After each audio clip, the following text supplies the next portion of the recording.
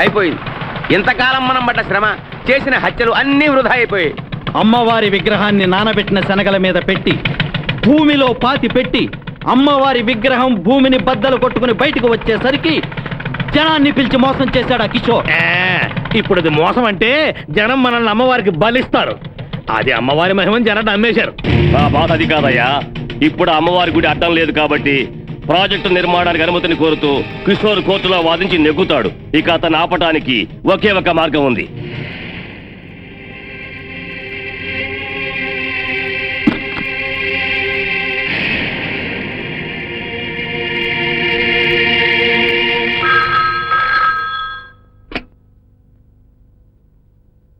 అన్నాడు పెట్టె మార్చేశావా? పని అయిందా? ఆనాడు రమేష్ చంద్రని మనం కారు బ్లాస్ట్ చేసి చంపినట్టే ఈనాడు ఈ సూట్ కేసు ఓపెన్ చేయగానే అందులో ఉన్న బాంబు పేలి కిషోర్ తస్తాడు. అదన్న మాట. Success, success, bomb success.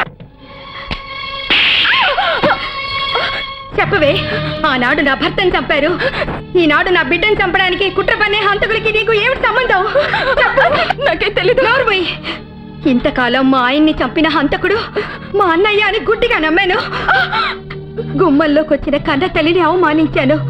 పావుకి పాలు పోసి పెంచినట్లు మిమ్మల్ని పోషించాను. చెప్పు, ఇంతకి వాళ్ళెవరు? నేను చెప్పిస్తాను అత్తయ్య. ఆండాళ్ళు, ఫోన్లో నేనంతా విన్నాను. కిషోర్ ని చంపడానికి నువ్వు మార్చి పెట్టిన బ్రీఫ్ కేసు ఇదిగో. తెరు. తెరిస్తే ఎలా చేస్తారో నీ చేత్తోనే తెరిచి నిరూపించు. తెరు. తెరువే, నీ చేతోటి తెరు. తెరువే, నీ చేతోటి తెరు. తెరువే, చూస్తావే. నేనెందుకు తెరుస్తానే?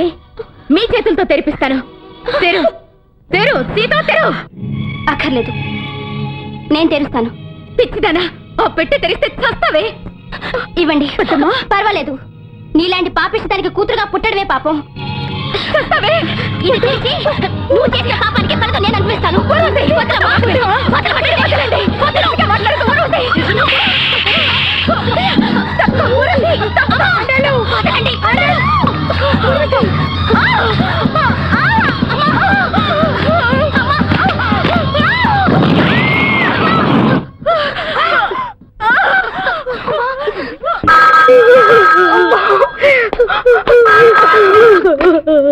ఏమే, బాంబు బ్లాస్ట్ అయిందా? కిషోర్ చచ్చాడా? లేదు, కిషోర్ బతికే ఉన్నాడు. బతికే ఉన్నాడా? అవును మామా, నువ్వు తీసుకున్న గొత్తులో నీ భార్య పడింది.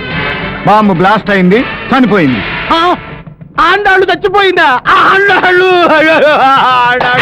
మిస్టర్ కిషోర్, ఇలాంటిది ఏదో జరుగుతుందని నేను ముందే ఊహించాను. అందుకే నీ చెల్లెల్ని, నీ బావమరిదిని నా గుప్పెట్లో బంధించాను. అలాగే, వెంటనే బయలుదేరి వస్తున్నాను.